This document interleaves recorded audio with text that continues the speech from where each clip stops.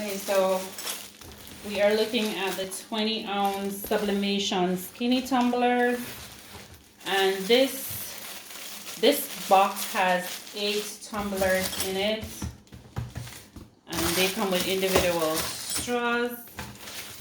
It also came with a process manual, and inside we have some transfer sheets and some protective sheeting as well for your heat process.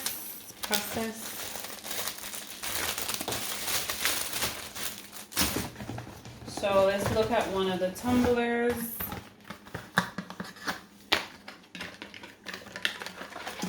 All right, so this is the tumbler,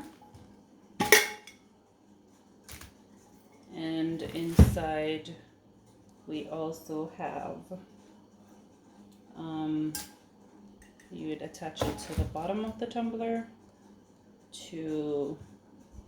for support. Okay.